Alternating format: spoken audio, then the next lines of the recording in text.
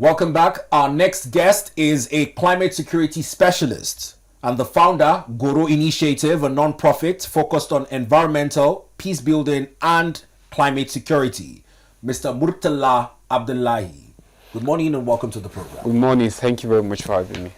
Now, this issue of perennial floods are one that remains a very concerning issue in Nigeria.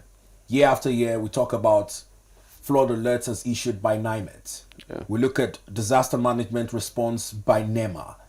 But the challenge is in finding a lasting solution to this perennial issue of flood. Where are we getting it wrong? Well, you can have a lasting issue. However, you can mitigate losses that comes from it. And so when you mention, like when NIMET provides data, the hydrological services provide yearly data to advise the government, both at the subnational level and also at the federal level, on what needs to be done, and also private citizens. A lot of times we don't do what is needed. And so, for example, when you look at it, each part of Nigeria has its own unique reasons why it gets flooded. So a place like Lagos, because of its low plains, you have lots of obstructions of drainages, and they have not been building of sufficient drainages. And also by nature, we have what we call natural sponge, things that absorb water, and that way flood does not occur. Like, for example, wetlands, forest areas. So in a place like Lagos, all these things have been taken over by human encroachment, and humans have not built the adequate level of drainage that is needed to suck up the water. So Lagos is doing a lot of measures in place of improving its ability to drain water, especially in places like the islands. They're building, expanding, like, for example, pumping stations that have the ability to take in like millions of liters of water within a very short time period, so that it can reduce the flooding that happens there. In places like Abuja, drainages were built, underground drainages. However, those drainages have not been expanded appropriately. Some of them have also been filled up by dirt and other things, and maintenance has not happened. And in some places also, what we have is that rivers have not been disturbed, or dam have not been the capacity of dams have not been improved. So, for example, what happened in Maiduguri, the Alu Dam did not receive the kind of maintenance and overhaul that is required, and then the dam got overwhelmed, and the entire city of Maiduguri got submerged, something that has not happened in decades. Recently, we also saw what happened in Yola. Some of these floods are localized, so because a lot of Nigerians tend to look at flooding, for example, from what happens in the River Benue or River Niger. So when it happens in Kogi, we say the River Niger. When it happens in parts of areas along the River Benue, we say it's the River Benue. For Lagos, we say the lagoon or the ocean, or those kind of conversations. But we also have localized flooding, where just local rivers that goes through cities and towns. So the issue is not something we can avoid, but it's something that with deliberate effort we can mitigate. One good example is what Olam did in Nasarawa. When Olam was going to open up a farm in Nasarawa, they did an assessment, and then they looked at when was the highest peak of flood in Nigeria. And at that time they were going into that project, it was 2012. It was the worst disaster. Guess what? When I believe it was 2023, 2023, when another flood came in that was far greater than what happened in 2012. It beat Olam's defensive system that they had built for the other farm, and they had a lot of losses there. So what it shows is that mitigation is super important, but also you need to plan for even the worst case scenario. And across the world, a lot of countries have done well in improving their flood resilience capacity. Now, this background you've created has highlighted the peculiar issues each region faces. Yes. From Lagos to the FCT. You've also talked about proactiveness in terms of planning, and some of the strategies to mitigate as much as we cannot find a lasting solution, and the inactions of man. But I'd like for us to also factor in climate change. I know there's been an argument that we here in Africa, and particularly Nigeria, our level of industrialization does not really contribute to as much climate disasters, as it were, as compared to the Western nations. Yes. What is our reality in terms of climate change hand in these issues of flood? Yeah, so but when you look at it, the impact of global warming, climate change makes bad situations worse. And so when you have floods they become more extreme. Although we have weather cycles that, for example, happen in a decade, in a century. That's why, so for example, you have places where you go where locals don't build around those areas because knowledge has been passed on from generation to generation that in the past something worse has happened. However, the climate, because of the changing climate. Is that in terms of floodplains? Yeah, apart from floodplains. So we have weather events that happen. Some of them happen in a decade, some happen in a century. So you even forget a generation could go without that event happening. However, in terms of what will happen with the impact of climate change is that extreme events become more frequent and happen more rapidly. So for example, we have the flood cycles happening a lot. When was the last time that you heard flood having this large-scale flood happening across the country, like almost yearly? It wasn't like this. Although there are also other issues like our population increasing and us building in areas. For example, when you look at what happened in Mokwa, the area that got flooded was a river that had gone dormant for a while, and people built there. And then all of a sudden this river comes back to life as a result of excessive water that comes in, and then everybody on that route gets carried away. So the impact of climate change is really there, and us in Africa, because again we do lack sufficient resilience capacity, we feel the impact the most despite not contributing to climate change. Our emission level is not anywhere compared to what the global north has done, and that's why there is a significant push, for example, for loss and damages, for the north to do more, for them to reduce the emissions. But we are seeing some bit of pushback. Emissions are increasing. Why? There's a lot of calls for Africa to cut down its emission, and Africa is pushing back and saying, for example, we need to explore our gas resources so that we can build the financial capacity to build the resilience that we need, because you need money to build flood resilience.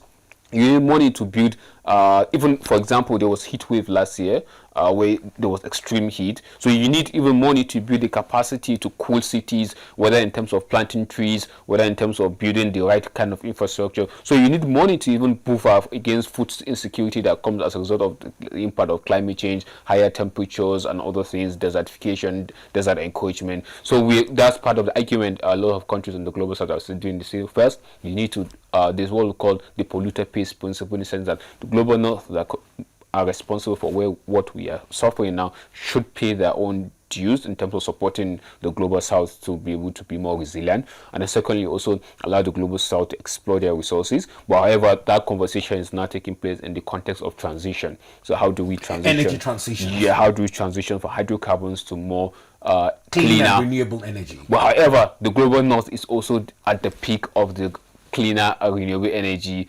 development and implementation. So we are looking at, for example, in terms of our own resources that are important for those transitions. So there's a lot of debates happening around that.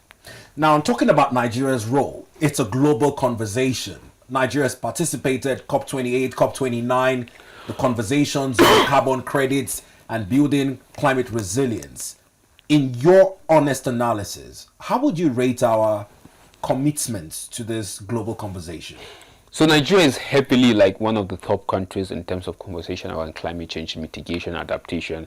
Some people say, oh, don't talk about climate mitigation, talk about climate adaptation, because that's the most important for us. However, Nigeria has that. We have the NDC commitment that says, oh, Nigeria reduces emissions by about around 30% with international support, 27% by our own intention and effort, and also us implementing things like, for example, more investment in solar energy. The REA is doing a lot of fantastic work with support from international partners. We are seeing new hydro power plants are supposed to be built, although there's been issues around that.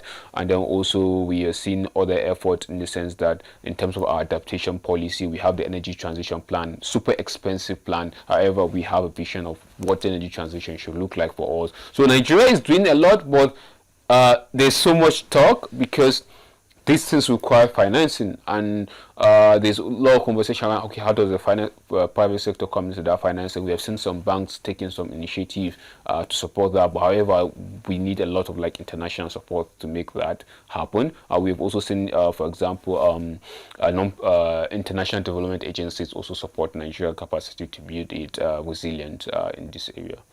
Now, this conversation seems to be a multifaceted one. Whilst we look at the international organizations, we look at the activity across the continent, there's also the individual contribution And one of those conversations is around waste.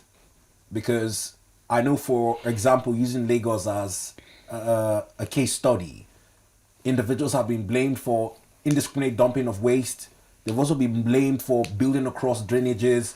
The state government is taking steps to checkmate that, regulate that. But how do we get an active commitment from individuals in these conversations around inaction, particularly when it comes to waste management? So it's multidimensional. You could blame the government also. So, for example, you have places, cities that have poor waste management policies and infrastructure. You don't find public bins and other things, and so when people throw waste in the drainages and or on the streets, who do you blame? You blame the two parties. One, you have indiscipline that makes you to throw waste on the street or in the drainages, and two, you have the government for failing to provide the infrastructure. And so there's also education.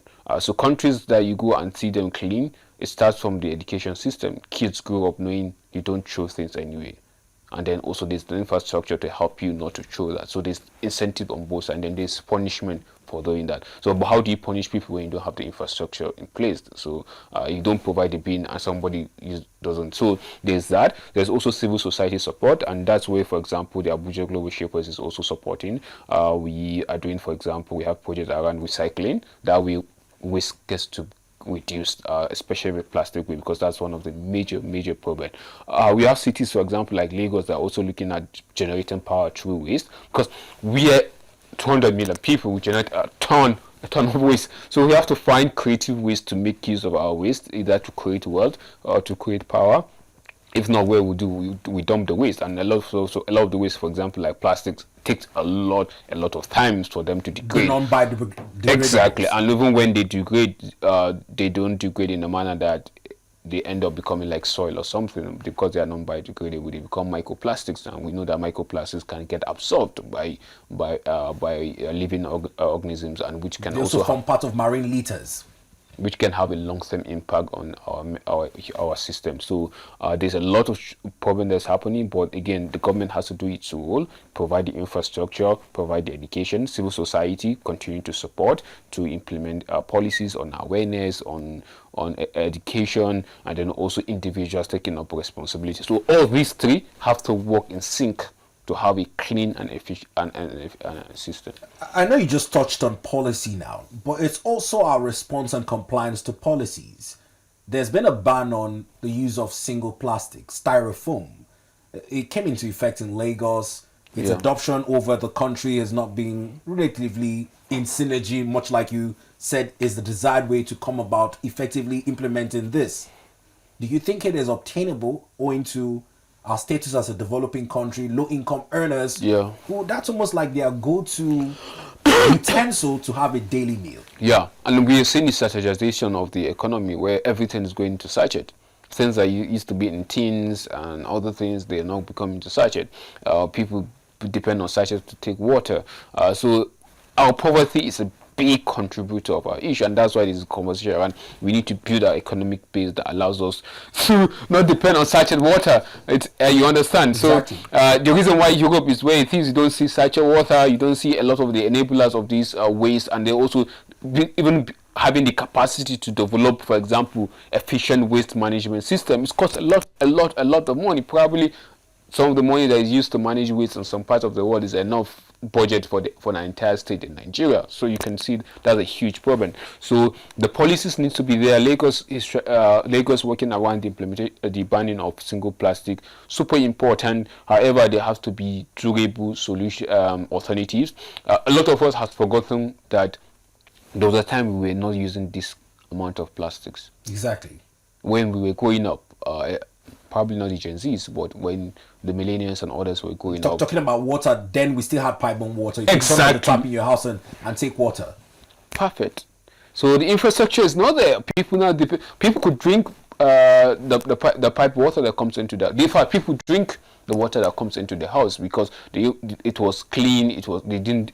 Treatment plants then. Sachet water was not everywhere. People didn't make use of it, and so there's all that. And so when you look at it, also plastics are super cheap, And that's why people are using it, whether in terms of the polythene bags that we use and all that. So there has to be an incentive that makes it more expensive, and then the alternatives more cheaper. And then also, it's become a cultural issue, acceptance of use of this plastic. So there has to be a deliberate effort to get people to know that, oh, the alternative is better. Go back to things that you've been using. So education, advocacy. I know we have just merely 5 minutes to touch on some other issues in this conversation. It's an encompassing one. This is the second part of a conversation we started yesterday as an advocate broadcast station. Yeah. It's now with the current realities we're facing, the floods. There was a conversation about this risk alerts coming and persons not having the financial capability to do anything about it. Some communities don't have an alternative in terms of where to relocate to. Even when they suffer disaster, it's mere donations. It doesn't reinstate their livelihoods. What's the call in terms of actions that we can take to help communities that have been vastly impacted or devastated by floods?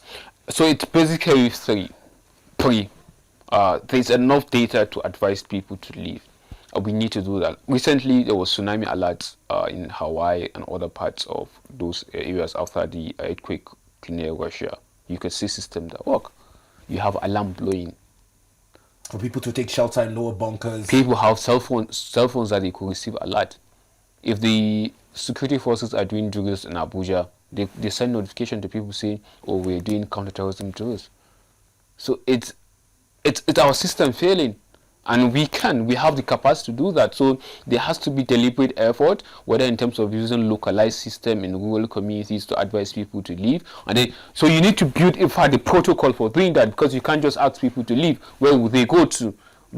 Do you have the relief material to support them when they evacuate? And then secondly, also when people evacuate or when the flood happens and you don't tell people, do you have the means to respond to them? You find out that flood happens, the emergency agencies don't even have the proper boats that they need to go and save people. There are no helicopters to go and evacuate people. So we need to be deliberate in terms of our pre-disaster planning and also our disaster response, and then post-disaster recovery.